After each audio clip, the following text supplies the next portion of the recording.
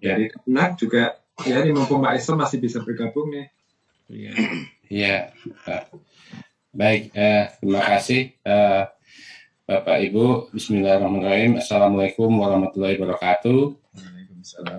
Salam sehat, salam sejahtera bagi kita semua. Om Swastiastu, Namo Buddhaya, salam kebajikan. Recording in progress. Yang sama-sama kita hormati Bapak Anindito Aditomo selaku Kepala Badan Standar Kurikulum dan Asesmen Pendidikan, Bapak Suhadi Sesbadan, kemudian Pak Isom sebagai Direktur Kurikulum dan Sarana Kelembagaan dari Kemenak, Bapak Muhammad Zain juga sudah hadir dari Direktur GTK, kemudian ya sudah Pak Direktur GTK Kemenak, kemudian Pak Senata dan Bapak Direktur Hindu, kemudian Pak Agustinus Tunggal Gempa dari Direktur Katolik belum hadir, kemudian dari Bapak Pantus Sitorus dari Direktur Dijen Kristen, kemudian Bapak Ibu Pak Ahmad Hidayatullah dari Kurikulum, dan Bapak Ibu yang hadir, dan Bu Nisa juga dari konsultan kita, kemudian Pak Rahmadi. Bapak Ibu, terima kasih atas kehadiran Bapak Ibu di pagi ini. Agenda kita yang hari ini adalah penyampaian kebijakan tentang pemulihan pembelajaran dari Bapak Kepala Badan Standar dan Asesmen Pendidikan. Kemudian kita diskusi, lalu kemudian kita mungkin menyepakati beberapa agenda yang untuk koordinasi kita selanjutnya antara Kemendikbud dan Kemenak, khususnya berkaitan dengan kurikulum dan pemulihan pembelajaran. Untuk itu langsung saja mungkin kita berikan waktu dan pada Pak Anindito Aditomo sebagai Kepala Badan untuk menyampaikan kebijakan tentang pemulihan pembelajaran. Demikian Pak. Assalamualaikum warahmatullahi wabarakatuh. Assalamualaikum warahmatullahi wabarakatuh. Oke, terima kasih. Selamat pagi Pak Zul, Bapak Ibu semua. Semoga semua dalam keadaan sehat. Yang saya hormati Pak Kapus Kur, Pak Direktur GTK, Pak Rahmadi, Pak Isom, Pak Zain, Pak Ahmad, Bapak Ibu pejabat pimpinan lain dari Kemenak dan Kemendikbud. Terima kasih atas waktunya pagi ini Bapak Ibu. Ini pertemuan yang sudah tertunda beberapa kali. Pak Ahmad juga WA saya beberapa kali untuk mengajak koordinasi terkait dengan kurikulum ini, tapi semoga belum terlalu terlambat. Kebijakan resminya belum diumumkan oleh Mas Menteri, tapi sebelum dan karena itu kita harus bicara dulu gitu ya, kita harus koordinasi dulu supaya punya visi dan persepsi dan pemahaman yang sama tentang kebijakan kurikulum ini sebelum Mas Menteri mengumumkan insya Allah minggu depan. Pada prinsipnya begini, ini punten Pak Zul dan tim, nanti saya minta tolong teman-teman untuk menyampaikan materi yang lebih rinci ya. Saya sebagai pembuka menyampaikan poin-poin kebijakan makronya dulu. Ya. Baik Pak. Ya, terima kasih. Jadi, Pak Isom, Pak Ahmad, mulai semester 1 2022 ini, Juli Agustus depan ya, kami berencana untuk menawarkan kurikulum prototipe atau nanti namanya itu kurikulum merdeka. Setelah diluncurkan Mas Menteri nanti, jadi kita sebut aja kurikulum merdeka gitu ya, ini kan internal. Kita akan menawarkan kurikulum merdeka ini sebagai salah satu kurikulum di luar K13, termasuk bagi madrasah, ya, jadi mulai level PAUD sampai SMA SMK, mulai RA sampai MA dan MAK itu bisa punya pilihan untuk menerapkan kurikulum merdeka. Ini belum menjadi kurikulum nasional karena kami memposisikannya 2 tahun ke depan ini sebagai semacam uji coba yang diperluas. Setelah setahun kemarin itu kita uji cobakan secara terbatas di program sekolah penggerak dan program SMKPK. Ada sekitar 2.500-an sekolah dan 900-an SMK. Nah, tahun ini kita tawarkan secara lebih luas tanpa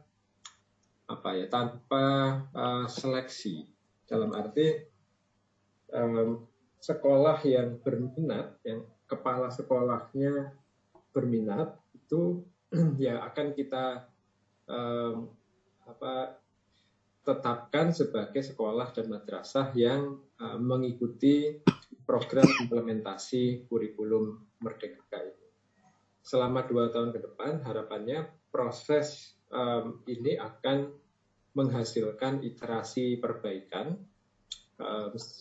sehingga kurikulumnya sendiri 2024 itu sudah lebih matang dari kebijakan maupun dari sisi instrumen maupun dari sisi perangkat ajar teksnya misalnya itu sudah lebih matang dan siap kita sebutkan sebagai kurikulum nasional tahun 2024.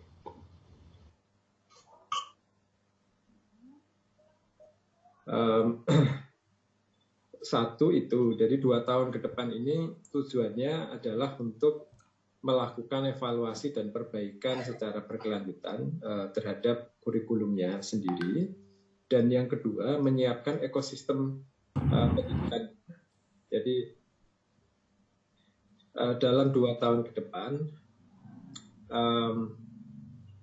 ini kan satu ya sekolah-sekolah yang kita dampingi secara intensif melalui program sekolah penggerak, dan 2 sekolah-sekolah lain yang bersedia menerapkannya karena motivasi intrinsik, karena mereka tertarik percaya pada konsep kurikulumnya.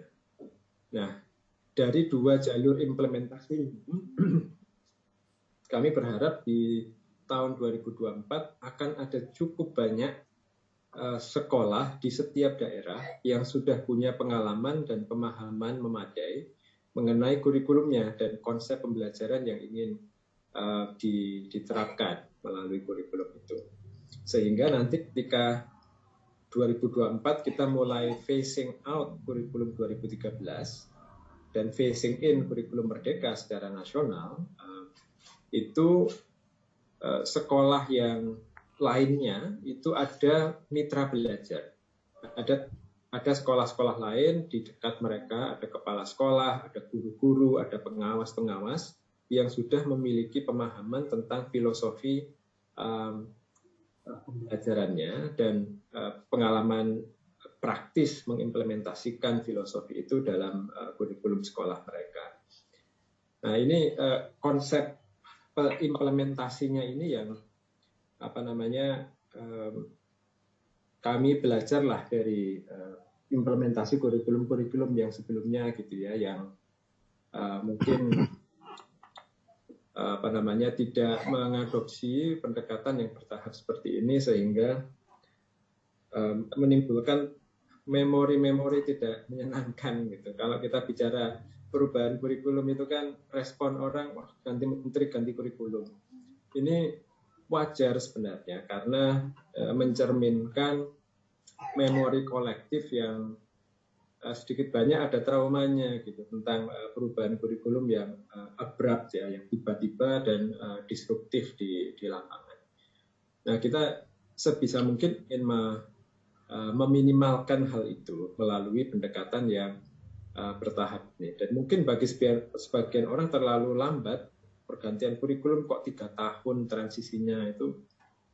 Kami menyusun kurikulum ini bahkan mulai tahun 2020 awal. Jadi kalau dihitung dari penyusunan sampai rencana penetapan kebijakan di tahun 2024 itu ada 4 tahun ya, 4 tahun lebih, 4,5 tahun. Tapi nggak apa-apa, kami memilih memang untuk lebih konservatif lah dalam pendekatan bahan kurikulum kali ini. Ini juga karena kami percaya bahwa kurikulum itu hanya satu instrumen yang penting, tapi bukan satu-satunya gitu ya, dalam upaya kita untuk mencapai tujuan yang sama, yaitu perbaikan kualitas pembelajaran. Jadi berbagai program, berbagai intervensi yang sedang berlangsung itu merupakan komponen dalam sebuah strategi yang komprehensif, strategi yang holistik, yang tujuannya adalah untuk memperbaiki pembelajaran. Makanya kami nggak terburu-buru juga untuk mengganti kurikulumnya secara nasional, karena yang penting sebenarnya bukan kurikulumnya ansih ya itu sendiri, tetapi bahwa kurikulum itu mendorong terjadinya perubahan mindset, mendorong terjadinya perubahan praktik pembelajaran yang orientasi kepada peserta didik.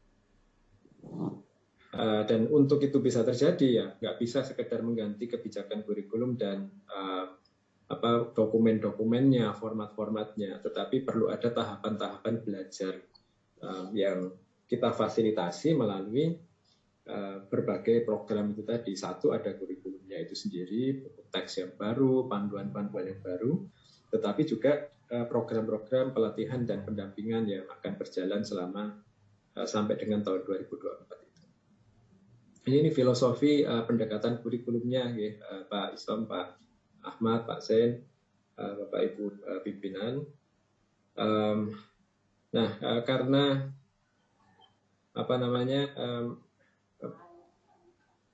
tanpa madrasah ya ini transformasinya akan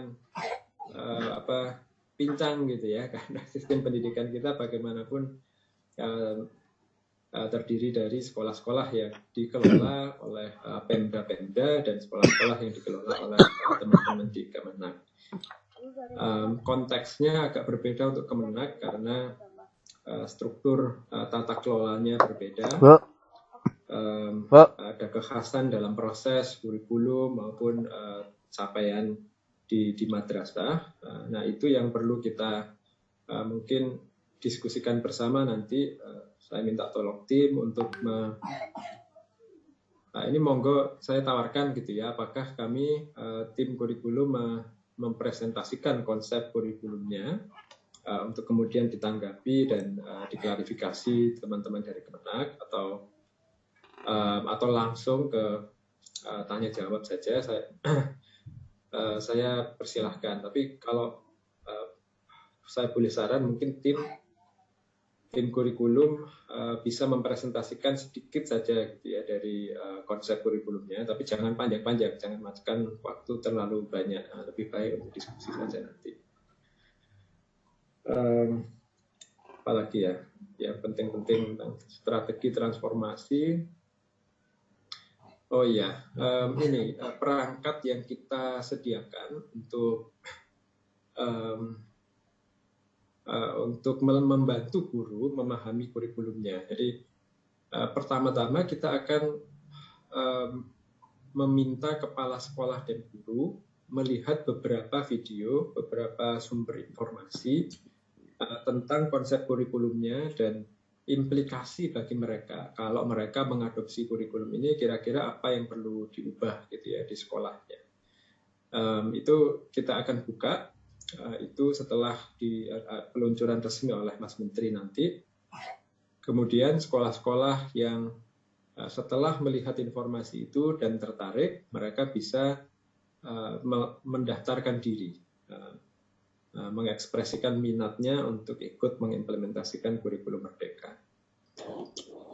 Itu prosesnya kalau nggak salah sekitar 2 bulan, proses penjaringan minat dan pendaftaran itu. Paralel dengan hal tersebut, Direktorat Jenderal PAUD Dasmen di Kemendikbud itu melakukan sosialisasi, dialog-dialog, pendampingan ke Pemdanya untuk membantu Pemda memahami peran mereka di dalam proses transformasi pembelajaran melalui kurikulum baru ini. Jadi kita berharap dengan demikian Pemda juga memiliki ownership yang kuat ya. Ini bukan sekedar kebijakan pusat yang langsung ke sekolah, mereka merasa dilangkai, dilewati, padahal guru dan sekolah kan di bawah pengelolaan mereka. Itu selama 2 bulan, kemudian tapi sambil jalan juga, ini mungkin Pak Rahmadi, Pak Ki bisa mengklarifikasi ya, di titik tertentu kita akan mulai membuka pelatihan online-nya bagi guru yang setelah mereka mendaftar, mengekspresikan minat, mereka bisa mengikuti pelatihan-pelatihan online untuk memperdalam pemahaman mereka dan persiapannya untuk menerapkan kurikulum Merdeka. Pelatihan-pelatihan online ini kami kemas dalam modul-modul mandiri yang disajikan di dalam aplikasi Merdeka Mengajar. Jadi ada aplikasi Android dan website Merdeka Mengajar yang bisa diakses oleh semua guru, termasuk guru-guru madrasah. Secara teknis mungkin ada lag 1 minggu untuk sinkronisasi data, jadi ini kemungkinan guru-guru madrasah akan bisa mengakses aplikasi tersebut dan fitur-fitur pelatihannya itu 1 minggu setelah diumumkan oleh Mas Menteri.